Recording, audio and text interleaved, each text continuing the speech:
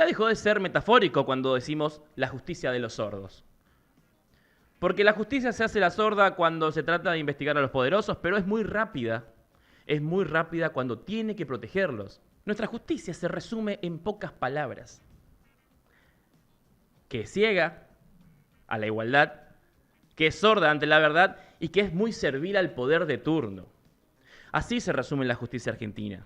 Esta justicia, estos jueces, es esa misma justicia que cajonea causas importantes en la Argentina, como la causa Correos, que está cajoneada hace 20 años. De pronto, esa misma justicia se volvió rápida, implacable, obediente. Y en cuestión de horas, se podría decir, sí, en cuestión de horas, un juez le concedió a Karina Milei lo que en la Argentina parecía ya desterrado desde hace varias décadas, que es la censura previa. Es una herramienta típica de los regímenes autoritarios. Nosotros decíamos el otro día que Milei se está convirtiendo en un autócrata. Él hablaba de los gobiernos peronistas como una autocracia. Pero el que se está convirtiendo en un autócrata es Javier Milei. A través de este tipo de herramientas. Un ataque frontal, directo a la libertad de expresión. Lo que permite la justicia es atacar directamente y de manera frontal la libertad de expresión. Cuando un gobierno cree en su fortaleza, se defiende con argumentos. El tema es que este gobierno no los tiene. Pero cuando el gobierno ya no sabe cómo sostenerse, apela a esto. Apela a la mordaza, al silencio forzado y a una justicia servil que agacha la cabeza. Y acá tenemos que hacernos preguntas que son casi inevitables. ¿Qué garantías nos quedan a nosotros, como ciudadanos, de que si un juez decide por nosotros si tenemos o no acceso a información de interés público? ¿Qué queda de nuestra democracia cuando los periodistas somos amordazados y no podemos publicar información? La gente no se banca este tipo de atropellos. Y no se tienen que equivocar. No se equivoquen. Porque la democracia no se construye a base de silencios forzados o jueces obedientes. Pero cuando un gobierno se esconde detrás de la censura, lo único que consigue es firmar su propia acta de defunción política. Lo que a priori parecía como una medida para fortalecer reservas terminó siendo una medida especuladora que terminó perjudicando al productor. No, el gobierno no lo miró al productor. Esto es como cuando vos vas al usurero. Te vas al usurero y decís, che, necesito plata. Y entonces te va a decir, mirá, te voy a cobrar el X%, el 20%, el 30%. Vos lo que necesitás es la plata. Bueno, hacé de cuenta que esta fue la negociación. El gobierno necesitaba la plata porque el lunes iba a arrancar otra jornada negra y ya el clima social, que está complicado, las tensiones políticas que enfrenta el gobierno, no tenía que cambiar el ángulo del coso. Vos seguramente acá ibas a hablar de otra cosa el lunes y tuviste que hablar de esto. Entonces tuvieron que hacer esto. Y se juntaron con la CNL y le dijeron, bueno, mira, necesitamos 7.000 millones. Y bueno, para que la gente sepa, 7.000 millones, señores, de una fortuna incalculable. Una guasada de plata. Una guasada de plata. Una guasada de plata. Fabián Firman es el reemplazante de Poltroni en la convencional constituyente. Recuerden que Formosa está modificando su constitución. Aseguró Fabián Firman que la ESI promueve la homosexualidad y la pedofilia. El ESI promueve a la Silencio, por favor. El ESI promueve a la homosexualidad y a la pedofilia. Es una falla grave a la salud física, mental y espiritual de los chicos. Y acá tenemos que pararnos un ratito. Porque para los libertarios la educación sexual integral suele estar basada en principios un poco más generales del liberalismo, de ese liberalismo clásico. La defensa de la libertad individual, el rol limitado del Estado y la autonomía familiar. Esos son los conceptos básicos del liberalismo clásico. Porque Fabián Firman en este discurso decía, las familias formoseñas no quieren ESI.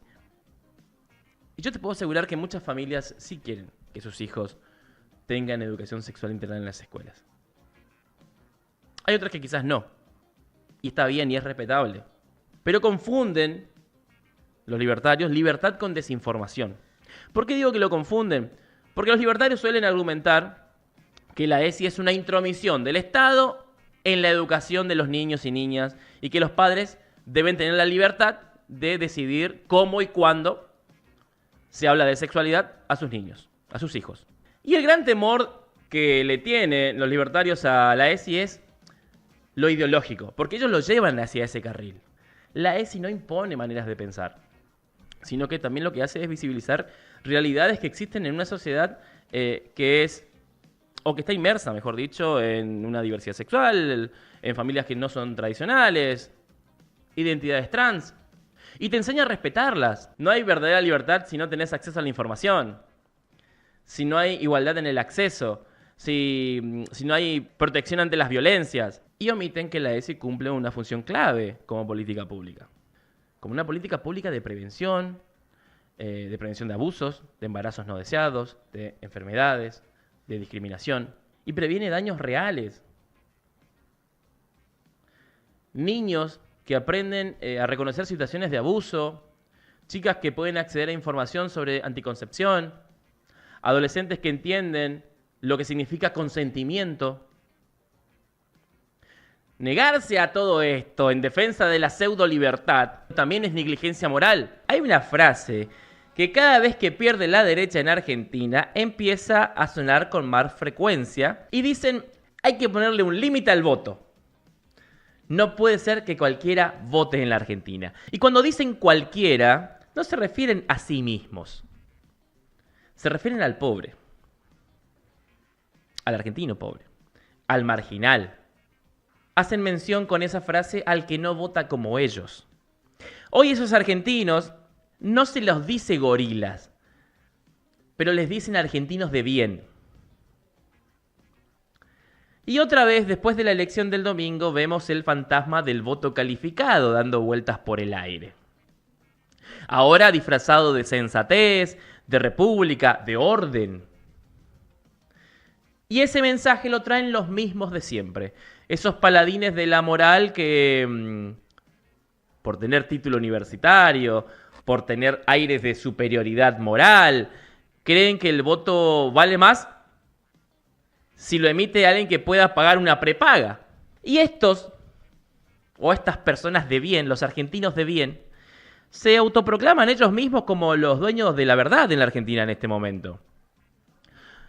Los que piensan, los que no se dejan engañar, los que se indignan cuando las mayorías votan al peronismo. Y son los que al mismo tiempo se emocionan cuando esas mismas mayorías eligen a la derecha, porque es innegable que en la Argentina el pobre también vota a la derecha. Ahí, de repente, cuando el pobre vota a la derecha, ya no hay ignorancia, ya no hay clientelismo, ya no hay planes, hay madurez democrática. El voto no es una recompensa al mérito. El voto no es una cuestión meritocrática. Votar es un derecho. Y un derecho no se condiciona. No está a la venta en una subasta. Los derechos se garantizan. No hay democracia sin pueblo, señores. Y cuando empiecen a cuestionar el derecho al voto de los sectores más populares, de los sectores más vulnerables, lo que están diciendo, sin siquiera decirlo, es que la democracia solamente es válida cuando los pobres votan como los ricos. Pero lo más preocupante quizás de todo esto es que tienen mucha impunidad para decir que los pobres no tienen que votar.